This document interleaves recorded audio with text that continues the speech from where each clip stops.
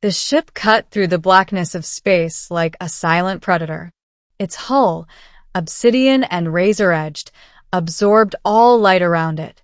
Inside, Commander Sareth knelt before the holographic image of the High Sovereign, her 6 eyes fixed forward in unflinching obedience.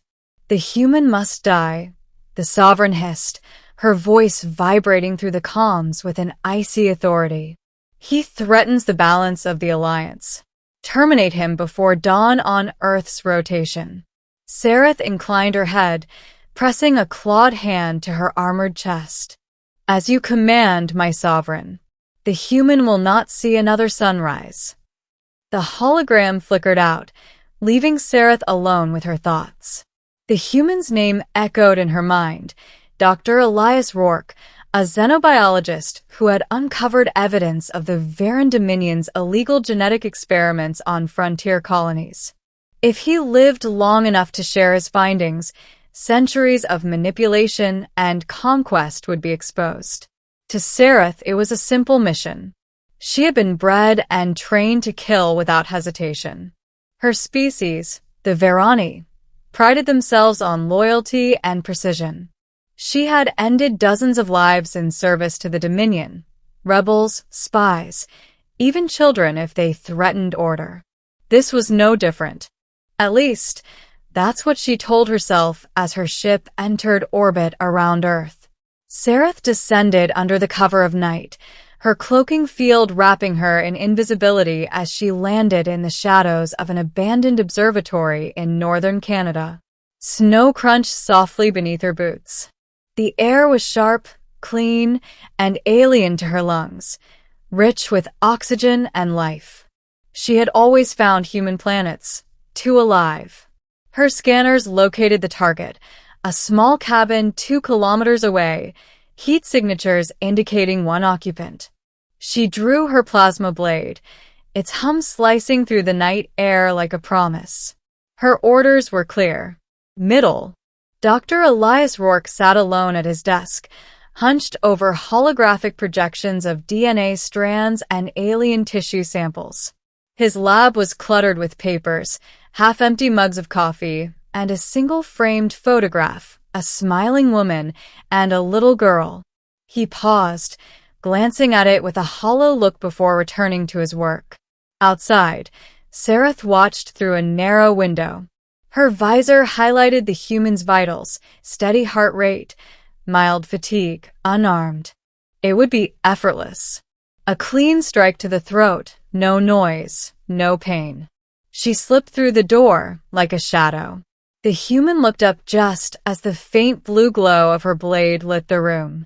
"Who?" he started, but the rest of his words died in his throat as she lunged forward. The blade stopped mere centimeters from his neck. And then she froze. His eyes, wide, terrified, and heartbreakingly human, met hers. They weren't filled with hatred or defiance.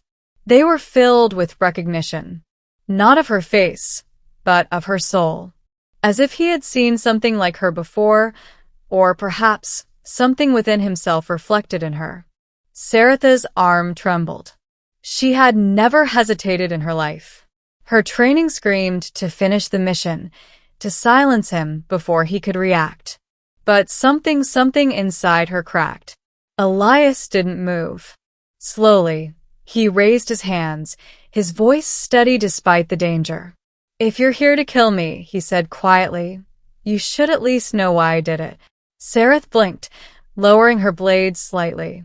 "Why you endangered the Dominion?" she asked, her voice sharp, mechanical, but beneath it, a trace of curiosity leaked through. He exhaled. "Because they were killing people. My people. And yours, maybe." She frowned. "My people do not die from your kind's interference." He shook his head. "You think that. But I've seen the experiments, Varani spliced with human DNA, mutated for labor, stripped of memory. Your Dominion is building a hybrid army. Your soldiers because they made you that way." Sareth's grip on her blade faltered. Lies. It had to be lies. The sovereign would never experiment on her own kind. And yet, deep down, memory surfaced. The pain of waking in a sterile chamber, the flashes of blinding light, the sensation of being born as an adult soldier with no past. The Dominion had called it the gift of perfection. But what if perfection was just another kind of prison? Elias continued, watching her eyes soften, her posture change. You don't have to believe me, but before you kill me, look at this. He tapped his console. The hologram above the desk shifted to display rows of data, images of mutilated corpses, Barani bodies, their genetic code rewritten. Saratha's stomach turned. The data was genuine. She knew the Dominion's encryption. You were created, he said softly, not born. She stepped back, her breath catching in her throat. The plasma blade dimmed to nothing.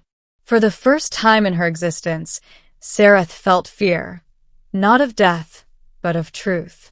Why are you showing me this? She whispered. Because I don't want to die, Elias said. But more than that, because you deserve to know what they did to you. Hours passed. Sarath paced near the window, torn between two worlds. Outside, the auroras painted the sky in ribbons of green and violet. Inside, silence reigned, broken only by the crackle of the fire Elias had lit. He handed her a cup of tea, though she did not drink it. You don't have to trust me, he said gently, but you can decide for yourself now.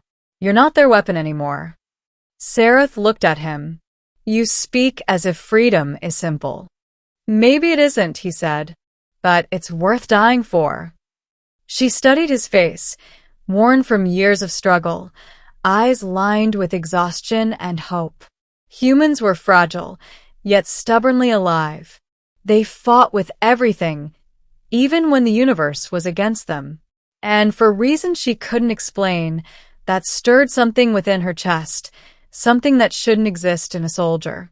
Her comms crackled suddenly. Commander Sarath, came the Sovereign's voice. Report. She froze. Status of the human? Elias' eyes met hers, calm despite the danger. He didn't plead. He didn't beg. He just looked at her, and in that look she saw understanding. Trust. Her fingers hovered over her wrist calm. She could lie. She could save him. But doing so would mark her as a traitor. Her hand shook. She pressed the comm. The human, she said slowly, has been neutralized. A pause. Then the Sovereign replied. Excellent. Return immediately. The line went dead. Elias blinked. You didn't have to do that. I did, she replied, voice trembling. If they think you're alive, they'll send others. They'll kill you and me. He looked down. So what now?